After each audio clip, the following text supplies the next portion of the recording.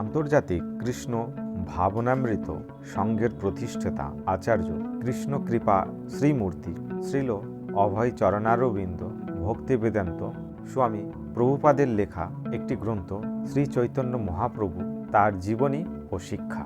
এই গ্রন্থ থেকে আজকে আমি পাঠ করে শোনাব। গ্রন্থের প্রথমেই আছে মুখপদ্য। এই গ্রন্থে শ্রী চৈতন্য মহাপ্রভুর প্রদত্ত শিক্ষা ও শ্রীমদ্ ভগবদ্গীতার প্রদত্ত শ্রীকৃষ্ণ উপদেশ এক এবং অভিন্ন। শ্রী চৈতন্য মহাপ্রভুর শিক্ষাই হল শ্রীকৃষ্ণ উপদেশের কার্যকর ও বাস্তব দিগদর্শন। শ্রীমদ্ ভগবদ্গীতার অন্তিম উপদেশ হল ভগবান শ্রীকৃষ্ণের শ্রীচরণে সকলেরই অবশ্য শরণাগত হওয়া উচিত। তাহলে ভগবান শ্রীকৃষ্ণ অচিরেই সেই শরণাগত ভক্তের দায়িত্বভার গ্রহণ করবেন।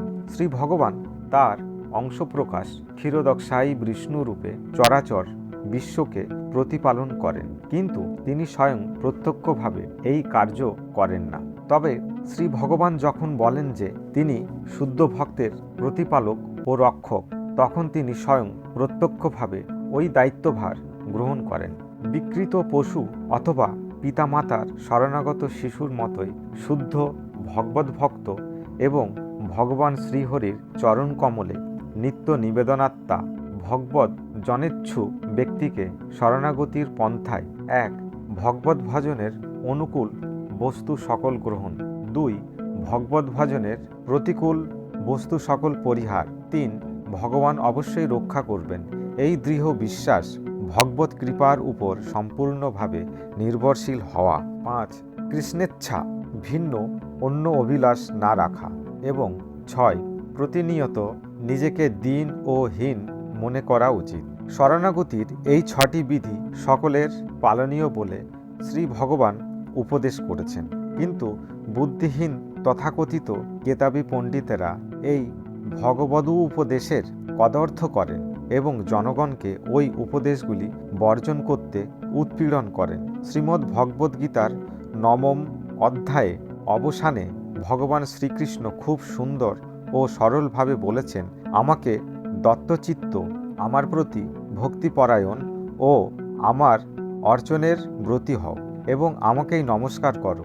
এই রূপে মন ও দেহ আমাকে অর্পণ পূর্বক আমাকে আশ্রয় করে আমাকেই প্রাপ্ত হবে। ভগবদ্গীতার ৯ম অধ্যায়ে ৩৪ নম্বর শ্লোকে বলেছেন, কিন্তু পণ্ডিত্যাভিমানী অসুরেরা জনগণকে ভগবদ্ উন্মুখী না করে তারা তাদের ভগবানের অব্যক্ত নির্বিশেষ নিত্য ও কূটস্থ রূপের প্রতি আকৃষ্ট করে তাদের বিপথে পরিচালিত করে। অব্যক্ত শক্ত মায়াবাদী দার্শনিকেরা স্বীকার করে না যে অদ্বয় তত্ত্বে প্রকৃত রূপ হল আদিপুরুষ বা সবিশেষ লীলাময় তত্ত্ব ভগবান। উদাহরণস্বরূপ বলা যায়, যিনি সূর্যের যথাযথ স্বরূপ উপলব্ধি করতে ইচ্ছুক তাকে প্রথমে অবশ্যই সূর্যলোকের সম্মুখীন হতে হবে, তারপর সূর্যলোক, অতঃপর সূর্যলোকে প্রবেশ করে ওই লোকের অধীশ্বর সূর্যদেবকে সরাসরিভাবে দর্শন করতে হবে। কিন্তু অজ্ঞতার জন্যে মায়াবাদী দার্শনিকেরা সূর্যলোক তুল্য ব্রহ্মজ্যোতির ও পরপারে যেতে সক্ষম নয়। এ ব্যাপারে উপনিষদে প্রতিপাদন করা হয়েছে যে লীলা পুরুষোত্তম ভগবানের মুখারবিন্দ সুদর্শনের পূর্বে দীপ্তিময় উজ্জ্বল তীব্র ব্রহ্মজ্যোতিকে ভেদ করতে হয়। এই জন্যেই ব্রজেন্দ্রনন্দন, যিনি শ্রী চৈতন্য মহাপ্রভু রূপে আবির্ভূত হয়েছেন, তিনি সরাসরি ভগবান শ্রীকৃষ্ণকে উপাসনা করার পদ্ধতি শিক্ষা দিয়েছেন। তার এই শিক্ষা অনুযায়ী শ্রী বৃন্দাবন ভগবান শ্রীকৃষ্ণের মতোই সব শুভ, কেননা তার দিব্য নাম, গুণ, রূপ, লীলা ও পরিকর বৈশিষ্ট্যাদি সব কিছুই তার থেকে অভিন্ন। এটি হলো অদ্বয় তত্ত্বের পূর্ণ ভাব। শ্রী চৈতন্য মহাপ্রভু আরও শিক্ষা দিয়েছেন যে সর্বোত্তম উপাসনার সিদ্ধির পরকাষ্ঠা হল ব্রজগোপীদের অনুসৃত পন্থা। জড় অভিলাষশূন্য পারমার্থিক প্রাপ্তিতে নিঃস্পৃহ এই ব্রজগোপীরা সরলভাবে ভগবান শ্রীকৃষ্ণকে ভালোবাসতেন। শ্রী চৈতন্য মহাপ্রভুর উপদেশ অনুযায়ী একমাত্র শ্রীমদ্ ভগবতই হল দিব্যজ্ঞান সমন্বিত অমল পুরাণ, এবং তিনি আরও শিক্ষা দিয়েছেন যে লীলাময় পরমেশ্বর ভগবান শ্রীকৃষ্ণ অনন্য ভালোবাসার উন্মেষণ মানব জীবনের পরম সিদ্ধি। সাংখ্য দর্শনের পন্থা সাংখ্যযোগের মূল প্রবক্তা ও ব্যাখ্যাকার ভগবান কপিল দেবের শিক্ষা এবং মহাপ্রভুর শিক্ষাই একই। এই প্রামাণিক যোগ সাধনায় ভগবানের অপ্রাকৃত দিব্যরূপের ধ্যান শিক্ষাই দেওয়া হয়। এখানে অব্যক্ত বা কোনো শূন্য বস্তুর ধ্যানের প্রশ্ন ওঠে না। কোনরূপ আসনের অনুশীলন ছাড়াই ভগবান শ্রীবিষ্ণু অপ্রাকৃত রূপের ধ্যান করা যায়। এই রকম ধ্যানকেই পূর্ণ সমাধি বলা হয়। শ্রীমদ্ ভগবদ্গীতার ৬ষ্ঠ অধ্যায়ের শেষাংশে এই সমাধির কথা প্রতিপন্ন হয়েছে। সেখানে ভগবান শ্রীকৃষ্ণ বলেছেন, গোপিকাদের মধ্যে যারা পরম শ্রদ্ধা সহকারে আমাকে আবিষ্ট চিত্ত হয়ে প্রতিনিয়ত আমার প্রতিপূর্ণ অপ্রাকৃত সেবার ব্রতী, তারাই আমার সঙ্গে সবচেয়ে অন্তরঙ্গভাবে যোগযুক্ত এবং সকল যোগীদের মধ্যে শ্রেষ্ঠ। ভগবদ্গীতার ৬ষ্ঠ অধ্যায় ৪৭ নম্বর শ্লোকে এই কথাটি বলা হয়েছে। শ্রী চৈতন্য মহাপ্রভু জনগণকে অচিন্ত ভেদাভেদ তত্ত্বের সাংখ্য দর্শন উপদেশ প্রদান করেছেন এবং এই তত্ত্ব দর্শন অনুযায়ী পরমেশ্বর ভগবান শ্রীহরি ও তার সৃষ্টি যুগবৎ এক অভিন্ন তত্ত্ব। ভগবানের পবিত্র নাম কীর্তনের মাধ্যমে মহাপ্রভু এই তত্ত্ব দর্শন শিক্ষা দিয়েছেন।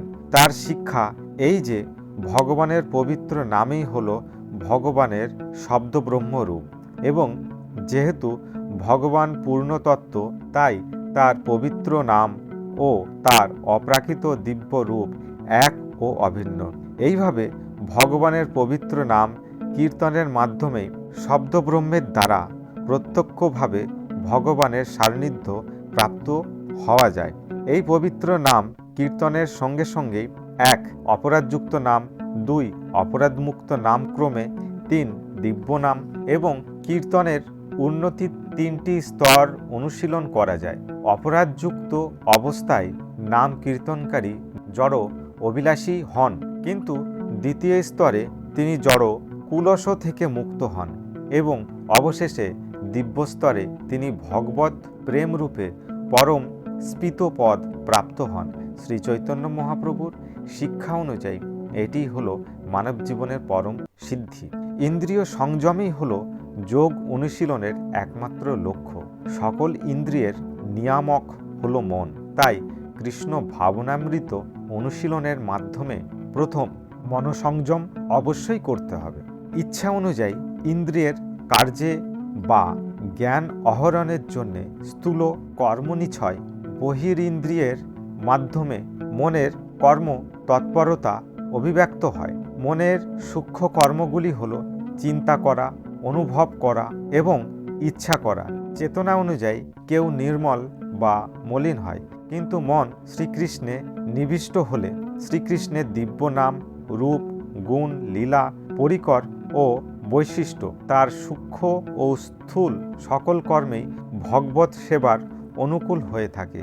ভগবান শ্রীকৃষ্ণে মনোনিবেশ করাই পন্থা শ্রীমদ্ ভগবদ্গীতা প্রদত্ত চিত্রকে পবিত্র করার একমাত্র উপায়। তার অপ্রাকৃত লীলা আস্বাদন, শ্রীমন্দির মার্জন, বিষ্ণু মন্দির দর্শন, শৃঙ্গার শোভিত শ্রীবিগ্রহের রূপ অবলোকন, ভগবান শ্রীহরির অপ্রাকৃত মহিমা শ্রবণ, মহাপ্রসাদ সেবন, বিষ্ণুজন সঙ্গ, ভগবৎ নৈবেদ্য, তুলসী ও পুষ্পাদি অঘ্রাণ এবং ভগবৎ সেবানুকূল কর্মে নিয়োগের মাধ্যমে মনকে ভগবান শ্রীকৃষ্ণে আবিষ্ট করা যায়। কেউ মন ও ইন্দ্রিয়গুলিকে নিষ্ক্রিয় করতে সক্ষম নয়, কিন্তু ভাবনার পরিবর্তনের মাধ্যমে ওই কর্মগুলিকে পবিত্র করা যায়।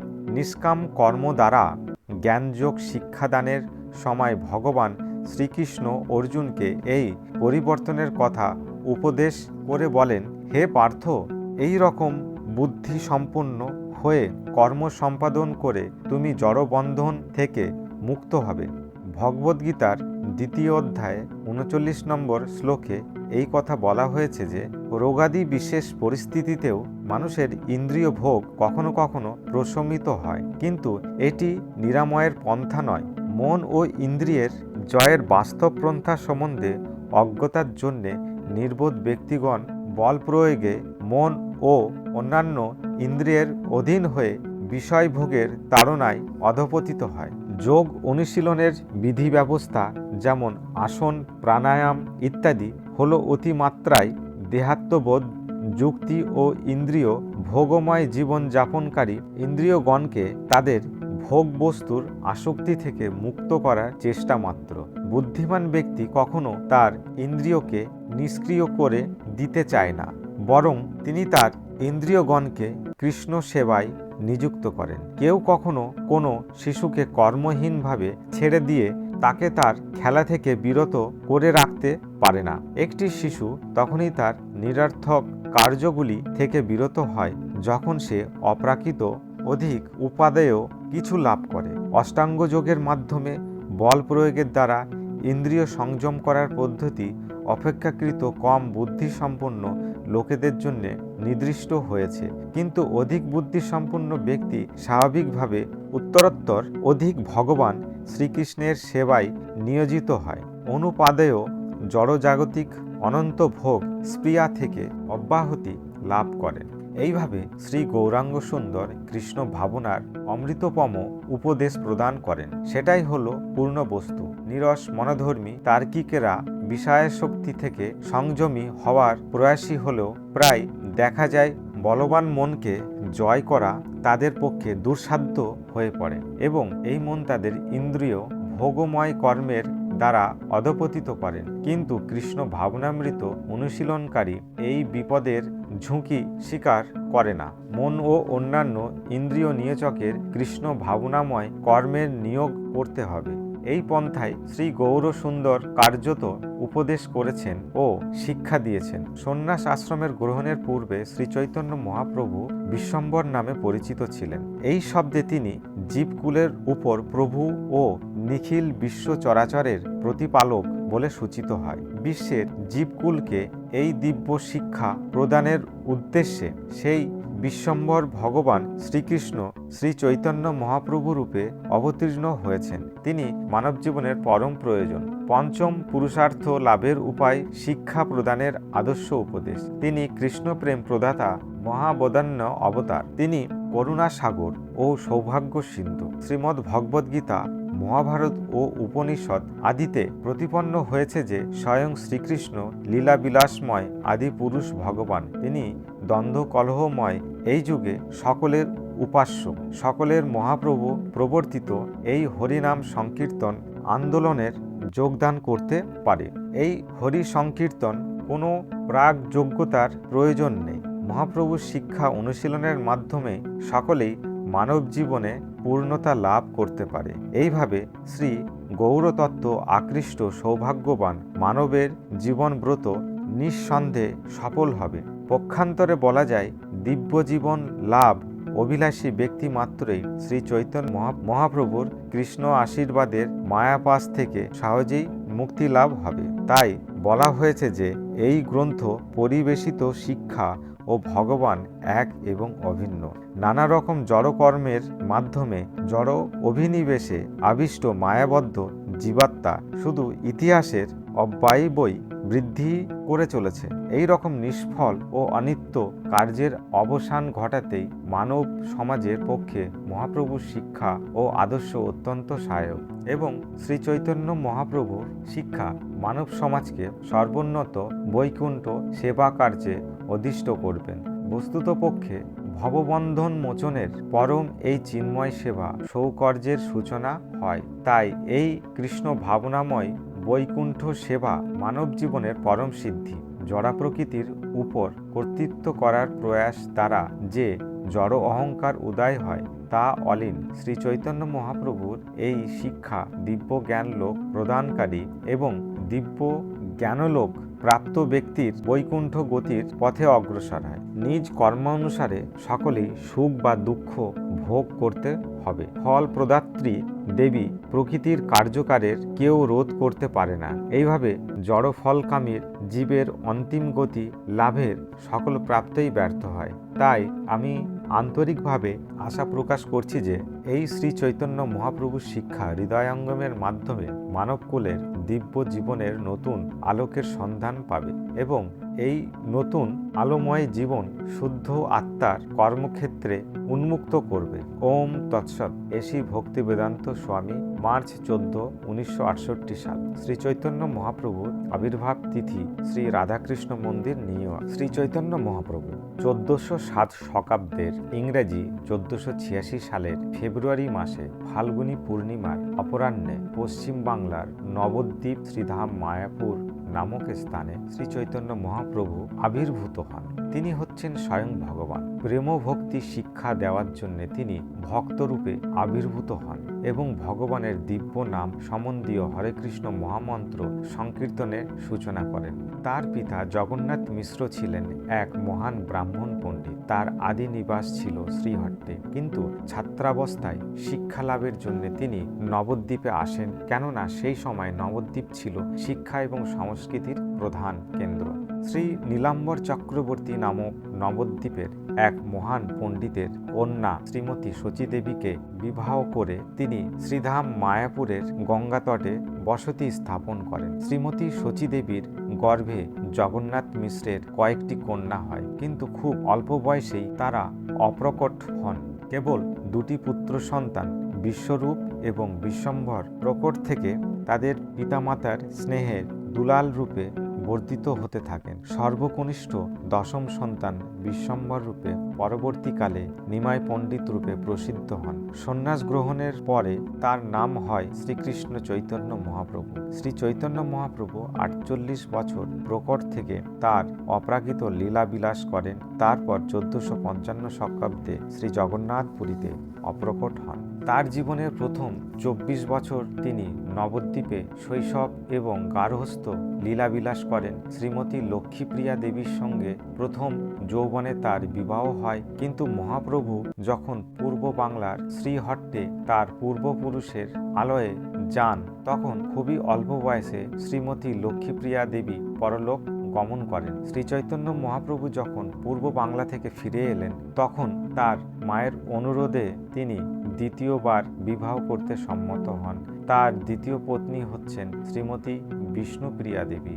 আজীবন তিনি মহাপ্রভু বিরহে কালাতীতপাত করেন, কেননা 24 বছর বয়সে শ্রী চৈতন্য মহাপ্রভু যখন সন্ন্যাস গ্রহণ করেন, তখন শ্রীমতী বিষ্ণুপ্রিয়া দেবীর বয়স ছিল মাত্র 16 বছর। সন্ন্যাস গ্রহণের পর তার মাতা শ্রীমতী শচীদেবীর অনুরোধে শ্রী চৈতন্য মহাপ্রভু জগন্নাথপুরীতে আশ্রয় গ্রহণ করেন। তিনি জগন্নাথপুরীতে 24 বছর ছিলেন।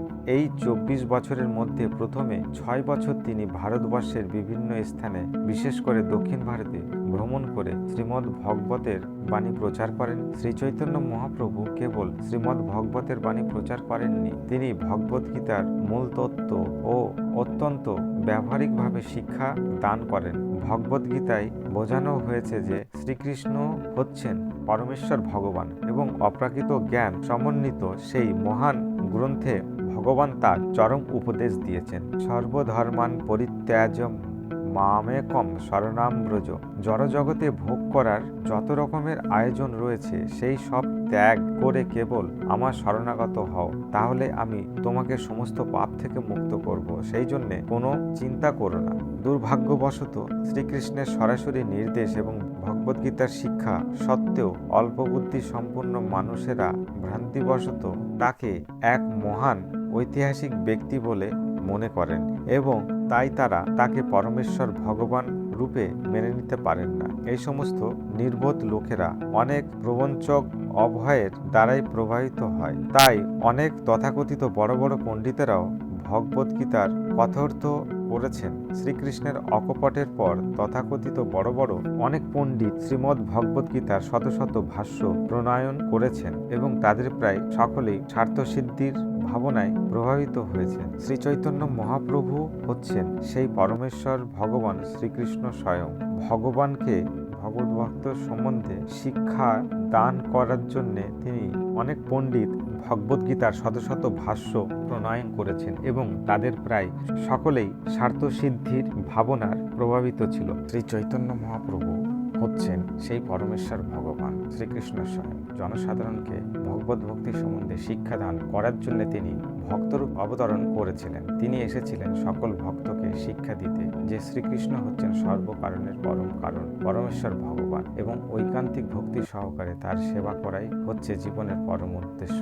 তার শিক্ষা সারমর্ম হচ্ছে শ্রীকৃষ্ণ, যিনি ব্রজভূমিতে ব্রজরাজ নন্দ মহারাজের পুত্ররূপে আবির্ভূত হয়েছেন। তিনি হচ্ছেন পরমেশ্বর ভগবান এবং তাই তিনি সকলের আরাধ্য। শ্রী বৃন্দাবন ধাম ভগবান থেকে অভিন্ন, কেননা ভগবানের নাম, রূপ, লীলা, ধাম ইত্যাদি ভগবান থেকে অভিন্ন। তাই বৃন্দাবন ধাম ও ভগবানেরই মতো আরাধ্য। বৃন্দাবনের গোপ বালিকারা যে দিব্য প্রেম ভরে তার আরাধনা করেছেন সেটি হচ্ছে সর্বশ্রেষ্ঠ আরাধনা, এবং শ্রী চৈতন্য মহাপ্রভুর এই পন্থাকে আরাধনার সর্বশ্রেষ্ঠ পন্থা বলে স্বীকার করা হয়েছে। তিনি স্বীকার করে গেছেন যে ভগবানকে জানার সর্বোৎকৃষ্ট পন্থা হল অমল পুরাণ শ্রীমদ্ ভগবত, এবং তিনি প্রচার করে গিয়েছেন যে জীবনের পরম উদ্দেশ্য হচ্ছে ভগবানের প্রতি প্রেম ভক্তি লাভ করা। শ্রীল বৃন্দাবন দাস ঠাকুর, শ্রীল লোচন দাস ঠাকুর, শ্রীল কৃষ্ণদাস কবিরাজ গোস্বামী, শ্রীল কবি কর্ণপুর, শ্রীল প্রবোধানন্দ সরস্বতী, শ্রীল রূপ গোস্বামী, শ্রীল সনাতন গোস্বামী, শ্রীল রঘুনাথ ভট্ট গোস্বামী, শ্রীল জীব গোস্বামী, শ্রীল গোপাল ভট্ট গোস্বামী, শ্রীল রঘুনাথ দাস গোস্বামী, এবং বিগত 200 বছরের মধ্যে শ্রীল বিশ্বনাথ চক্রবর্তী ঠাকুর, শ্রীল বলদেব বিদ্যাভূষণ, এবং শ্রীল শ্যামানন্দ গোস্বামী, শ্রীল নরোত্তম দাস ঠাকুর, শ্রীল ভক্তি বিনোদ ঠাকুর, এবং অবশেষে শ্রীল ভক্তি বেদান্ত স্বামী। 200 বছরের মধ্যে শ্রীল বিশ্বনাথ চক্রবর্তী ঠাকুর, শ্রীল বলদেব বিদ্যাভূষণ, শ্রীল শ্যামানন্দ গোস্বামী, শ্রীল নরোত্তম দাস ঠাকুর, শ্রীল ভক্তি বিনোদ ঠাকুর, এবং অবশেষে শ্রীল ভক্তি সিদ্ধান্ত সরস্বতী ঠাকুর আমাদের পরম আরাধ্য গুরুদেব। প্রমুখ শ্রী চৈতন্য মহাপ্রভুর ভক্তরা এবং বহু বিখ্যাত এবং মহান পণ্ডিত ও ভগবত ভক্তেরা শ্রীমৎ মহাপ্রভুর জীবনী ও শিক্ষা সম্বন্ধে বহু গ্রন্থ রচনা করে গেছেন। এই সমস্ত গ্রন্থগুলি বেদ, পুরাণ, উপনিষদ, রামায়ণ, মহাভারত ইত্যাদি শাস্ত্রস্থ এবং আচার্য বর্গের অনুমোদিত সমস্ত ঐতিহাসিক এবং প্রামাণিক গ্রন্থের ভিত্তিতে প্রতিষ্ঠিত। সেগুলির রচনা ও উপস্থাপনা অপূর্ব এবং সেগুলি দিব্য জ্ঞানে পরিপূর্ণ। দুর্ভাগ্যবশত পৃথিবীর মানুষেরা আজও সেগুলি সম্বন্ধে অজ্ঞ, কিন্তু সংস্কৃত ও বাংলা ভাষায় রচিত এই সমস্ত গ্রন্থগুলি যখন জনসাধারণের সম্মুখে উপস্থিত হবে, যখন সেই জ্ঞানের আলোকে জগৎ উদ্ভাসিত হবে, তখন ভারতের মহিমা এবং প্রেমের বাণী দুর্দশাগ্রস্ত এবং জগৎকে প্লাবিত করবে।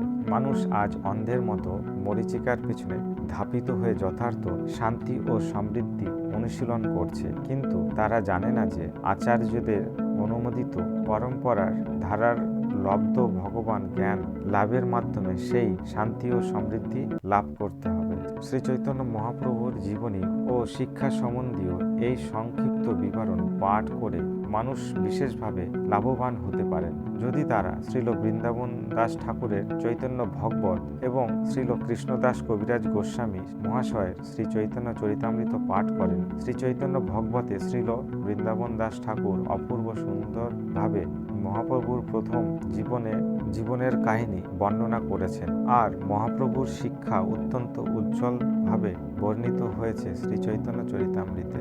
শ্রীমন মহাপ্রভু প্রথম জীবনের ঘটনাগুলি লিপিবদ্ধ করে রেখেছেন তার এক অতি অন্তরঙ্গ পার্ষদ শ্রীল মুরারি গুপ্ত, আর শ্রী চৈতন্য মহাপ্রভুর জীবনের শেষ ভাগের লীলাবিলাসগুলি লিপিবদ্ধ করে রেখেছিলেন তার অন্তরঙ্গ সেবক শ্রীল দামোদর গোস্বামী এবং শ্রীল স্বরূপ দামোদর, যিনি জগন্নাথপুরীতে মহাপ্রভুর সঙ্গে সর্বক্ষণ থাকতেন। এই দুইজন ভক্ত মহাপ্রভুর লীলাবিলাসের প্রায় প্রতিটি ঘটনা লিপিবদ্ধ করে রেখেছেন এবং পরবর্তীকালে শ্রী চৈতন্য মহাপ্রভু সম্বন্ধীয় এই দুইজন ভক্ত মহাপ্রভুর লীলাবিলাসের প্রায় প্রতিটি ঘটনা লিপিবদ্ধ করে রেখেছিলেন এবং পরবর্তীকালে শ্রী চৈতন্য মহাপ্রভু সম্বন্ধীয় যা কয়টি গ্রন্থ শ্রীল দামোদর গোস্বামী এবং শ্রীল মুরারি গুপ্তের চর্চার ভিত্তিতে রচিত হয়েছে। শ্রী চৈতন্য মহাপ্রভুর আবির্ভাব 1407 শতাব্দের ফাল্গুনী পূর্ণিমার সন্ধ্যায় ভগবান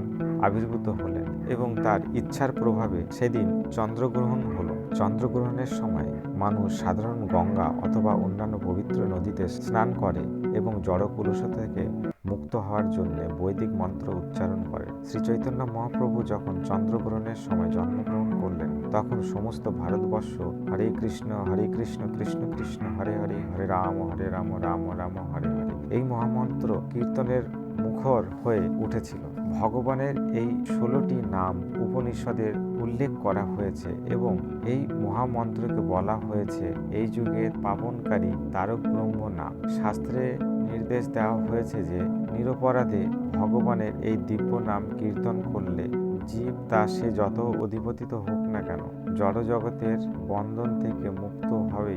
ভারত ও ভারতের বাইরে ভগবানের অসংখ্য নাম আছে এবং তার প্রতিটি নামেই সমানভাবে মঙ্গলজনক, কেননা এই দিব্য নামগুলি পরমেশ্বর ভগবানকেই সূচিত করে। যেহেতু এই 16 নাম বিশেষ করে এই যুগের জন্যে অনুমোদিত হয়েছে, তাই সকলের এই সুযোগ গ্রহণ করা উচিত এবং যে আচার্যরা শাস্ত্রের নিয়ম অনুযায়ী এই মহামন্ত্র জপ করে সিদ্ধি লাভ করেছেন তাদের পন্থা অনুসরণ করা উচিত। জয় শ্রীকৃষ্ণ চৈতন্য প্রভু নিত্যানন্দ, শ্রী অদ্বৈত গদাধর শ্রীবাসাদি গৌর ভক্তবৃন্দ। হরে কৃষ্ণ কৃষ্ণ কৃষ্ণ হরে হরে, হরে রাম রাম রাম হরে হরে। মহাপ্রভুর আবির্ভাবের উদ্দেশ্য। মহাপ্রভুর আবির্ভাব এবং চন্দ্রগ্রহণ এই একই সঙ্গে অনুষ্ঠিত হওয়া এটি মহাপ্রভুর আবির্ভাবের বিশেষ উদ্দেশ্যকে সূচিত করে। এই কলিযুগে ভগবানের দিব্য নাম কীর্তন মাহাত্ম্য প্রচার করা হচ্ছে তার আবির্ভাবের উদ্দেশ্য।